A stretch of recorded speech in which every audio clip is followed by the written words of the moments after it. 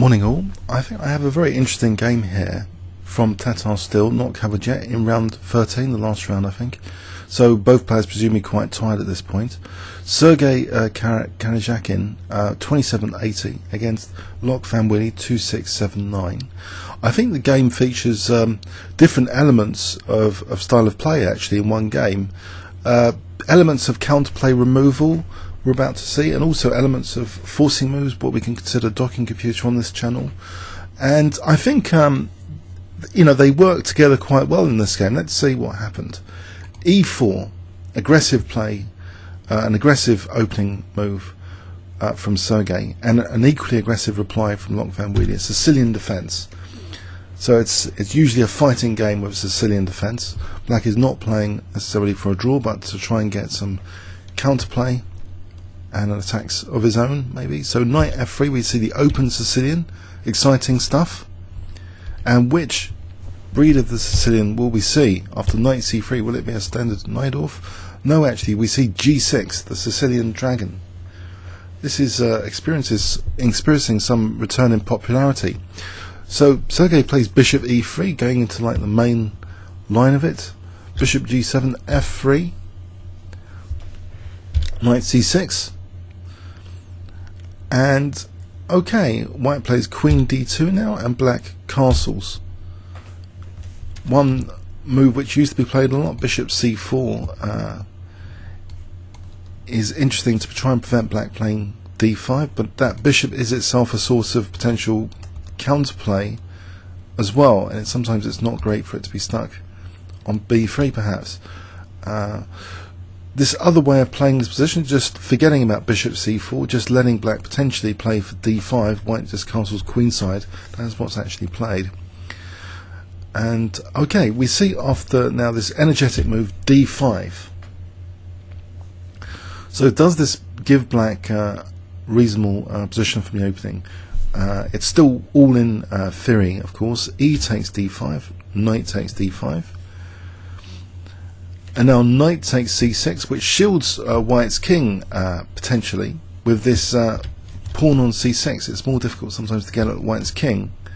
And this next move is a logical follow-up, bishop d4, trying to also neutralise this diagonal. So white's king safety is trying to be taken care of here. Now I think a major move here is e5, but in this game, we'll do a reference check in the second pass. In this game, bishop takes d4 is played, more forcing, leaving black a little bit weaker on the dark squares. But black's still got this b file to try and get to white's king here. Queen b6, and here is where I would say there's an element of counterplay removal creeping in. In this structure, where king safety is not so much of an issue, structurally there's this isolated pawn here and here. So white's structure is leaner here, it's more connected. There's only two pawn islands. There's 1, 2, 3 pawn islands for black. But this bishop in particular hasn't got too many squares at the moment, and this next move seems to be designed against this bishop on c8, and not minding of course the exchange of queens, but this is a fantastic blockade square, c5. Why is it such a good blockading square? Well, without black having a dark square bishop, it's difficult to evict a knight from c5, and it's shielded from frontal attack. So it is an ideal blockading square, and would remove specific resources. For example, this bishop would be restricted on all of these squares by this knight potentially. So it's an interesting move, and black didn't want to exchange off queens here. Perhaps he felt this is a bit of a problem, the exchange of queens. And we'll check in the second pass what's been played before. But black played queen c7. And now finally this bishop does go to c4. Okay. So this knight looks fragile, and it really does look threatened, as though white's going to win material here. So black seemingly just protects it. And we see this knight c5. So this element of counterplay removal, this bishop is kind of not very useful in this structure. f5 would seem to be one of the most useful squares. But what about this b file, you might ask? Well, the b file might be expressed by bishop b3. So where would black's actual counterplay be generated here against white's king? He's elected to keep the queens on. Okay, we see bishop f5, and then again bishop b3. So it looks very hard to see how the king can be disturbed by either the b file or anything else here. The kind of fire-breathing bishop here has been taken away. Okay, so that's why I think this is an element of counterplay removal at the moment. The queen sitting on the d file is no particular problem here, it would seem.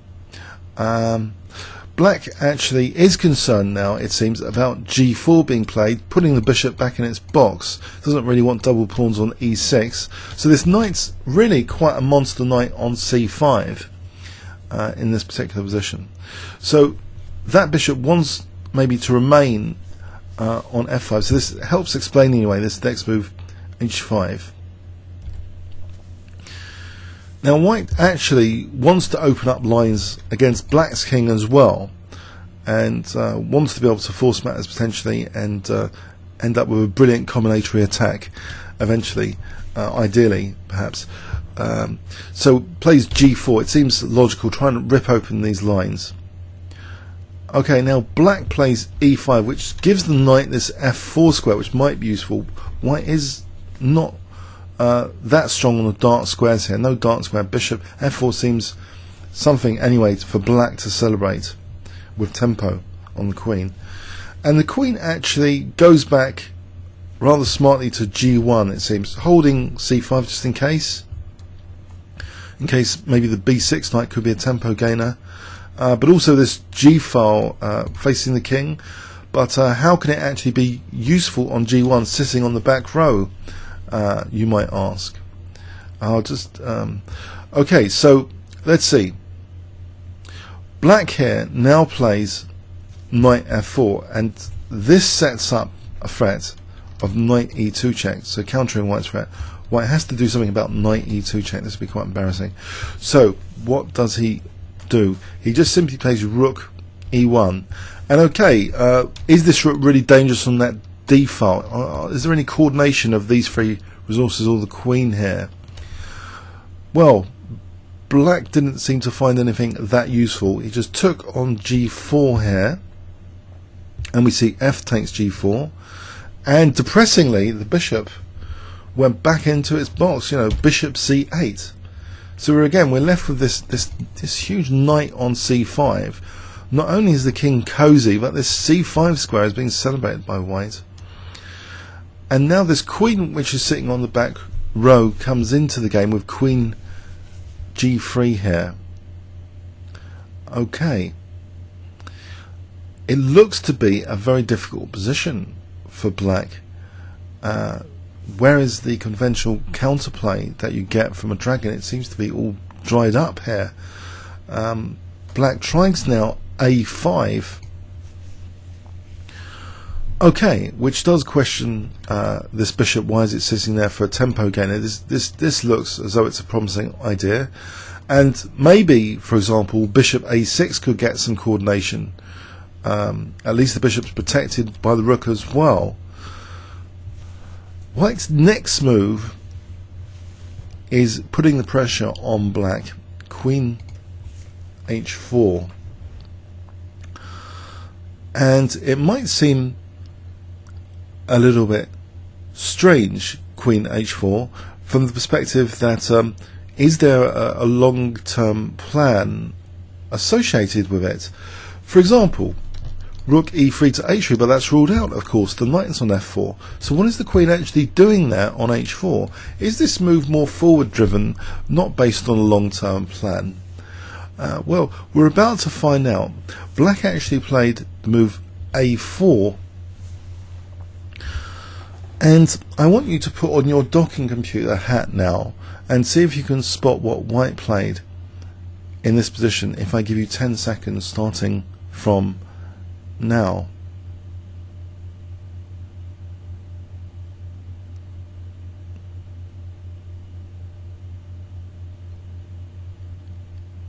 Okay. if you examine all forcing moves, no matter how seemingly outrageous, I hope as part of that, if you're into the docking pure spirit, you also considered Queen H7 and Queen H8 just for the heck of it, to see if there's any tactical vulnerabilities. Queen D8 you would have hopefully considered as well, as it's a forcing move, just to reveal tactical vulnerabilities. But the specific tactical vulnerability, which actually might be assisted by you looking at Queen takes D8, is this next move actually, which I hope you might have discovered. Bishop takes F7. Indeed, the queen is kind of overloaded here. Can't take because the queen takes d8, so that would have helped. Maybe find bishop 8 takes f7. And the problem is as well that the queen itself is a loose piece here. And it seems, you know, forcing moves in particular can really expose loose pieces to just drop off the board sometimes. And here the queen would be dropping off the board if king takes. We have Queen H7, I suspect, without having to check this at all. This seems to be losing the queen for absolutely nothing. So unfortunately this bishop cannot be taken. Loek van Wely, who's by the way 2679, that's a very, very strong rating for any Grandmaster. Plays King G7, and now white is continuing the attack with another move which is very, very difficult for black to do anything about here. Can you spot it if I give you 10 seconds now?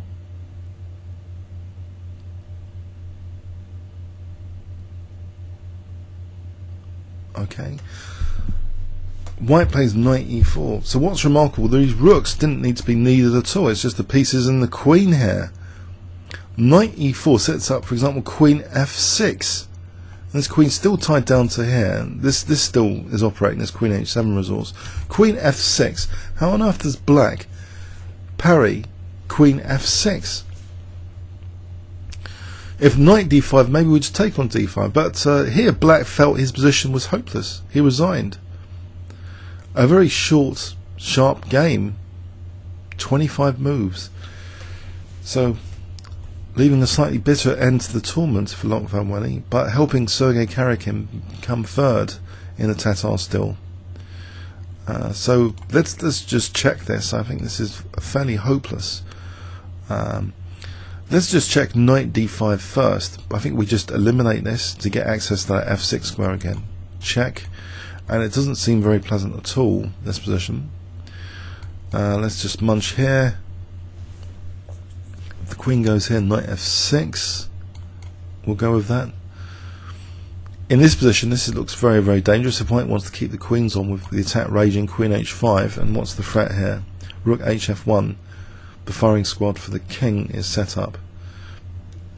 All the lines have been opened up against the black king. So after knight e4, it does feel fairly hopeless. Let's try g5, engine suggestion. Maybe that gives some cunning resource. If queen takes g5, yes, it does aim actually to win the bishop here by distracting the queen away from h7. So that does seem a very interesting resource. And it also sets up the potential time for rook h8. So a very interesting resource from the engine. Queen takes g5. Let's go with this. So in this position, again, it's very, very dangerous for black. But white is sacrificing a piece here. Maybe black should have tested this. Rook hf1. What's the actual threat? Rook takes f4. And believe it or not, queen h6. Maybe preparing for knight g5 in this position. So even though a piece down, let's see queen e7, queen h6. Let's go with rook a5, suggested defense. Check. Rook takes f4 here is winning that knight anyway. And so white's materially doing very well here. So this is very good. But okay, in this position after g5, so white's got 2 pawns for that piece. Let's just try and demonstrate the actual threat after here without using queen e7.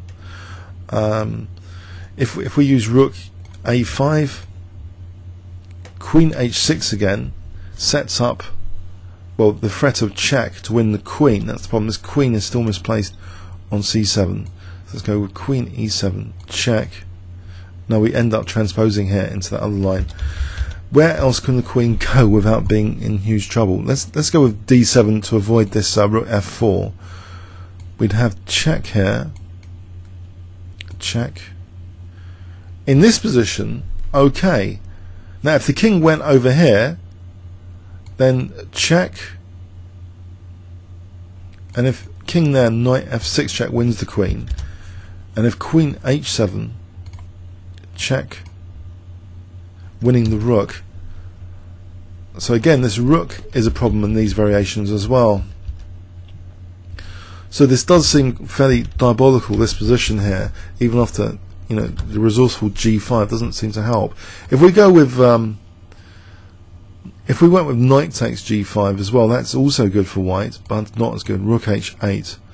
Okay, so I guess the most clinical would be queen takes g5 here, allowing this position, and just rook hf1 seems to be a crushing position. If we try other weird defences, rook a7, queen h6 again, at least the queen is protected by rook a7. Queen a5, check. Let's go with this. What's happening here? Knight c4 attacking the queen. Rook takes e5. The rook's coming into g5. Surely that doesn't seem good. Or white can just take on f4. That's simple. That's simple and strong as well here. So it does seem fairly hopeless after knight e4, even factoring in g5. If g5 isn't factored in, then queen f6 really is on the cards here, with, I assume, absolutely devastating effect. So for example, like this, rook takes e5 here. It's all pretty miserable. It's all dropping off. Okay, so I thought the elements of this game, let's have a look at this opening. I mean, this is a fairly standard opening sequence, and I wonder if it casts a doubt on this line. Okay, so this all looks fairly standard up to bishop d4. I thought usually e5, not bishop d4, is the preferred move here. Let's just do a reference check. I would have thought e5 is the most popular move in this position, from what I remember, because I remember researching this line myself. e5 is indeed the most popular move here, it seems. I've got 1,046 games. Nakamura, Kalifman, Tivikov, they've all played e5, and Tivikov is a Sicilian dragon specialist. Second most popular, taking here. Taking here is third most popular, 168 games. Taking here is actually more popular with 246 games. So this bishop takes d4, okay, queen d4, and now this queen b6 is the most popular move in this position. And now how is knight a4 actually faring? It's actually the most popular move here, knight a4. Liko, Ivanchuk, Bakian, Kornev all playing knight a4 here, 46 games. Taking on d5, less popular, 28 games. So it seems from the perspective of counterplay removal, this really worked very well. That knight on c5 was absolutely amazing. So should black, in theory, have taken on d4 here? The most popular move in this position is actually queen a5. Rajabov, Shabalov, Rogers have all played this queen a5. Markovic. Coulson has actually played to c7 before. There was a game in 2009. Let's have a quick look at that. That was against Ivanchuk. So let's just quickly peek at that game. So it seems to be a similar kind of pattern, or not. It seems that Coulson's sorted out his bishop here with his move sequence, and he's getting rid of white's bishop. So his whole f7 weakness was totally taken away from white. How on earth did Coulson manage this again? So bishop f5, g4. We saw knight f4 with the threat again of knight e2 check, as well as, well, obviously attacking the queen. So the queen going back here, and you measure bishop e6. So Carlsen's soft spot f7 wasn't such a soft spot, and the game continued like this. And Carlsen got an endgame, which he likes often. And okay, eventually it was a draw in 51 moves from this position. Not from this position, I mean, eventually it got this position. So Carlsen managed to avoid any slaughter in the middle game, interestingly. He sorted out that soft spot.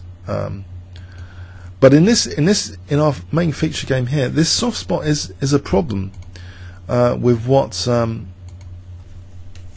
was played. So black, after in this position, we see bishop f5, bishop b3, and I think it was here that was that knight f4 here for, or was it already too late with this knight here? I've already mixed up the position. It needs actual precision. So after queen b6, knight a4.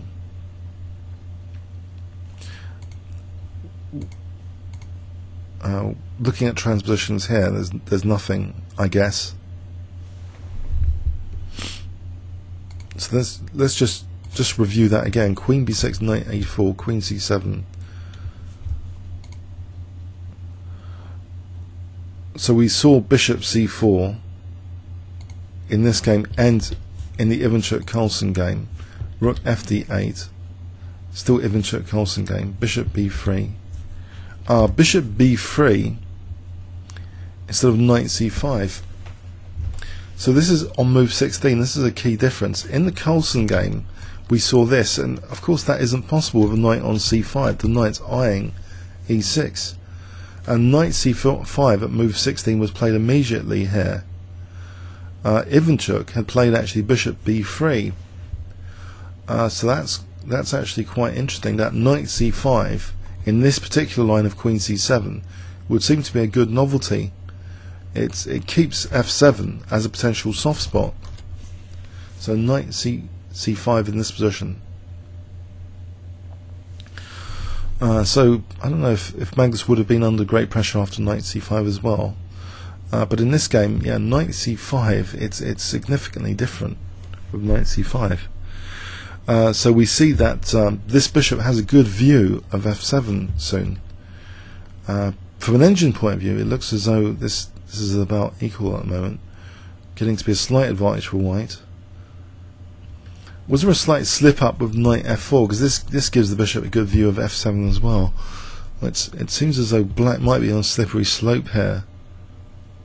If the bishop's having to go back now all the way to c8, this bishop simply has a good view of f7, so that's a very good forcing move, keeping it in reserve at the most appropriate time, the most effective time for black not be able to parry it, especially when a queen here is overloading this queen, protecting d8, while the queen itself is a liability to queen h7.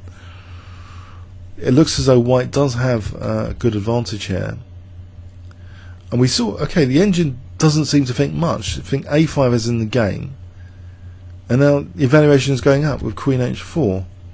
So did black actually miss something major? Was actually a4 a huge blunder here? King g7 keeps the advantage minimal, apparently. This gives black actually, if you look at king g7, I guess it gives black time for queen a2s, rendering bishop f7 ineffectual. So king g7 here, bishop f7, I think we can just take with queen takes f7, or not. No, this is not the point. I think the point is, for example, rook h8. If queen takes f7 here, then this is still very, very good for white. This is nonsense here. This is good for white. e5 is dropping everything. The point here of king g7 as a resource, black is now threatening. Well, actually, black is also threatening this fork, but also rook h8 is useful. So if we go with bishop takes f7 now, rook h8, attacking the rook, and this bishop's hanging. And even this position is not completely lost for white. It's still okay for white, apparently. But yeah, it's much more palatable than the game. If Queen F7 is trouble on well, there's Rook E7, so this is still troublesome for black. Even this position after King G7, it seems. Even a piece down, white's still got an aggressive, dynamic position with chances. But yeah, the blunder here was A4 then. I think we can locate the actual blunder. So King G7 would have held the balance more. So A4, and it's just it's quite a knockout blow. Bishop takes F7. Okay, so we see King G7. Too late, really. Knight E4 now for Queen F6. Okay, and then the variations we saw before. So an interesting final round game there by Sergey Karjakin. Okay, comments or questions on YouTube? Thanks very much.